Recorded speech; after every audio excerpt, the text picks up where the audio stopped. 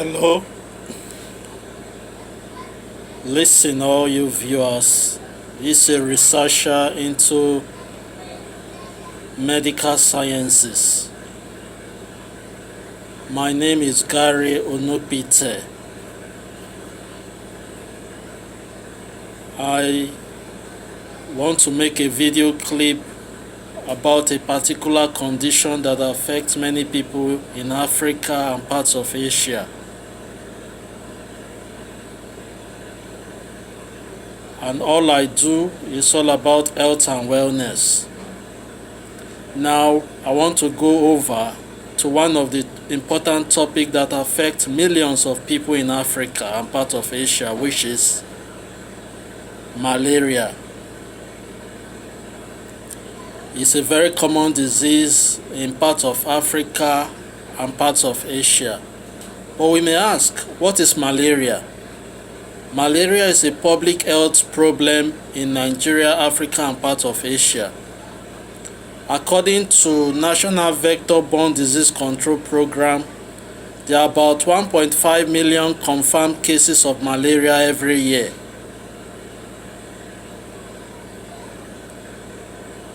And malaria have different types. I will list the types of malaria that is affecting most people in Africa and Nigeria, also in Asia.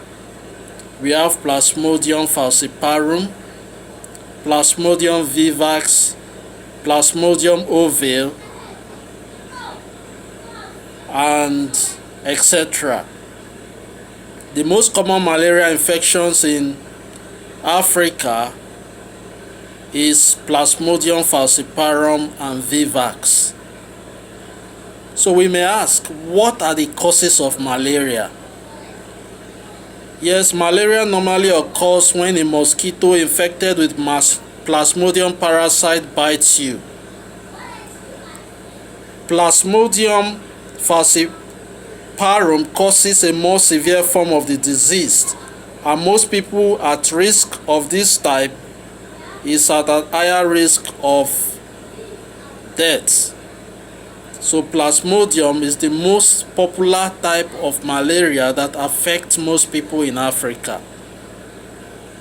Although Vivax also affects most people, but in the highest of range or quantity of infections is Plasmodium falciparum that affects people the most, and is the most common that leads people to death.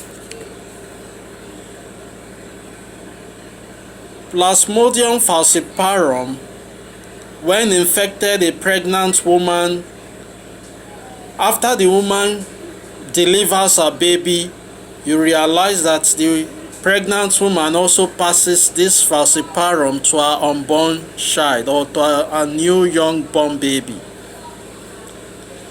This is known as a congenital malaria.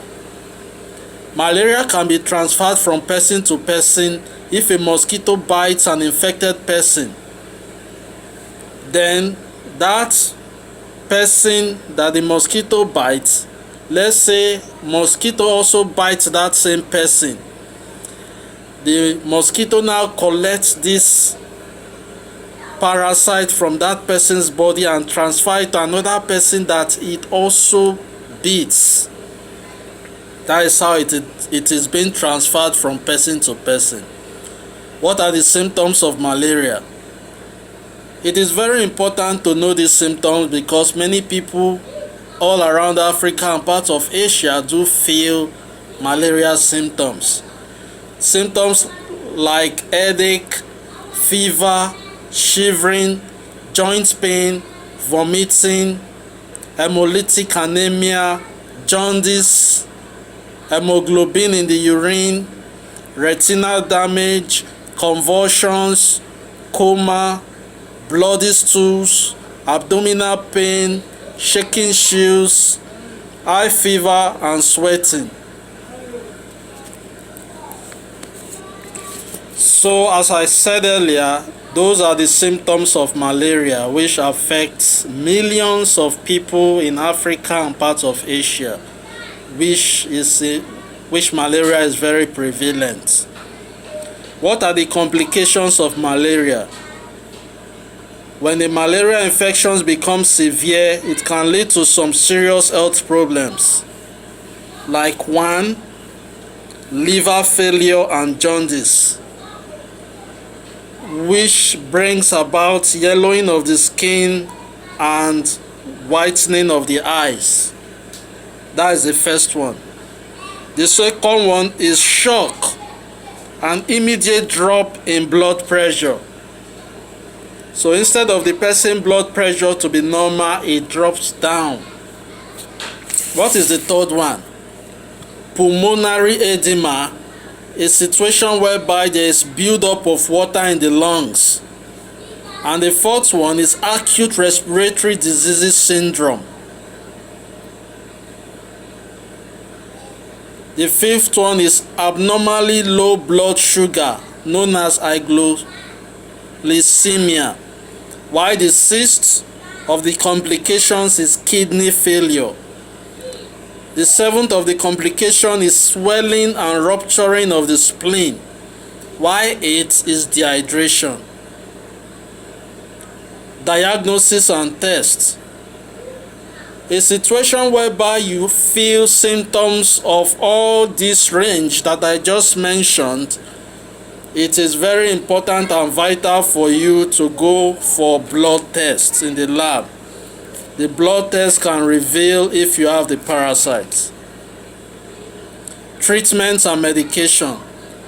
It is best for you to visit your doctor or a qualified pharmacist with your test results, or better still, tell your doctor about your symptoms, and he can recommend testing or prescribe an effective malaria medicine for your identified malaria cause or parasite.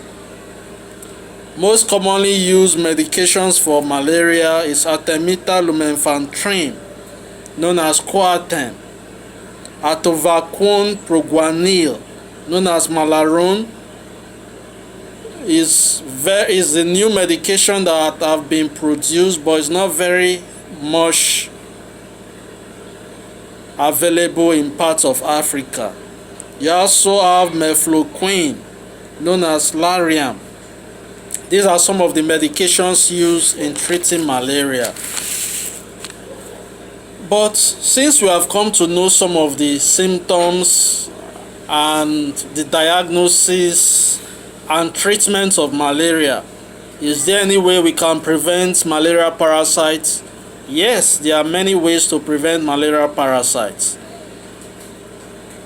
One of the ways is for you to use a preferable mosquito repellent net regularly in your house.